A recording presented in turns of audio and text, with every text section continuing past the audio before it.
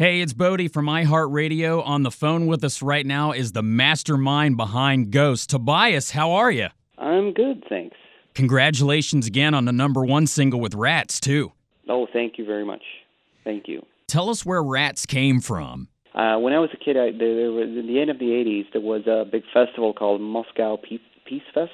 Yes. When I saw that, there was obviously a lot of bands that I liked on that one. It was Ozzy, it was Scorpions, it was Motley Crue, the way he starts that concert with I Don't Know was something that I remembered still, that feeling when I saw it on TV, and because it was such a crazy, especially with me lacking perspective at the time, it was such a enormous stadium filled with people just jumping up and down, and an enormous stage that looked like something out of a hallucinogenic super dream. And you had Ozzy Osbourne there, and and Zakk Wylde back in the day when he looked like an 18-year-old guitar god. Mm-hmm.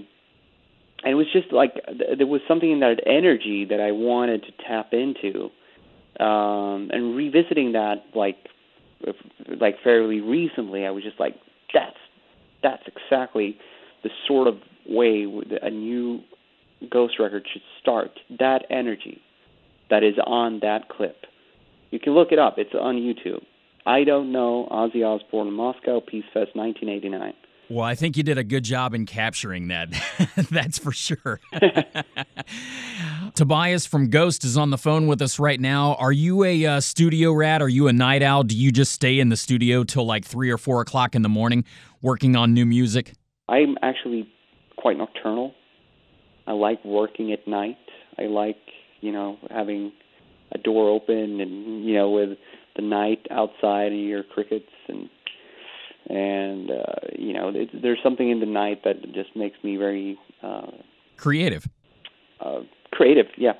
Whereas making Prequel, for example, one of the ideas that we had, or I had, one of the demands basically was that I was going to record it very, very close to home, because I have a family, I have 2 kids, I have a wife, a marriage. I needed, because I had spent so much time on the road, we had just recently moved as well, and the kids were in a new school, and, there was a lot of new things. So I was, literally 4 minutes away, down the street in the studio, putting all the songs together, recording the whole record, most of it. I did some vocals in England, and we did some last-minute things in L.A., but the major bulk of it was recorded just down the street. And just because of, the family business, we pretty much had regular working hours.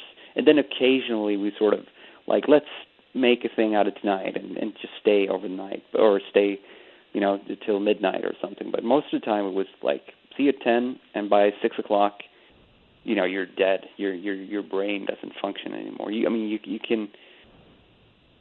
There's just a handful of hours that you can really forge something really good, and then you need a break, and then you restart, and then you need to fill it with something new. I'm also very inspirational. I don't know if that is a word, but I need to sort of go out of the bubble and watch something. I just have YouTube on, and then you watch something, you listen to a song, and you just talk about something else. You just talk about Elton John for 20 minutes, and then all of a sudden, then you start listening to an Elton John song, and it's like, whoa, wait a minute, maybe, we could do something like that.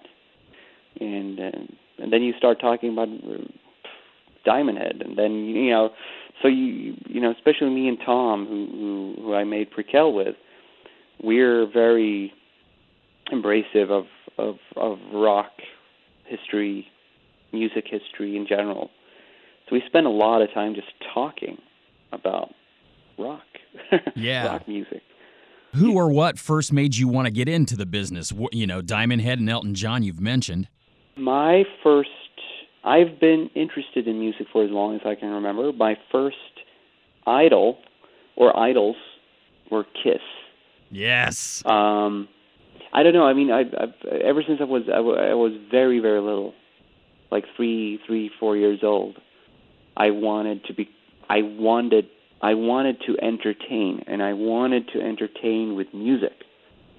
But as I got a little bit older, and I started when I was able to read, and I started, I watched a lot of VHS video when I was a kid, and one favorite film that I had, one was actually about a band, but that wasn't not necessarily as so business oriented, but was The Great Rock and Roll Swindle, which painted a very, very, very vivid and weird idea of being a rock band, which completely sucked me in. I was completely in awe of that film.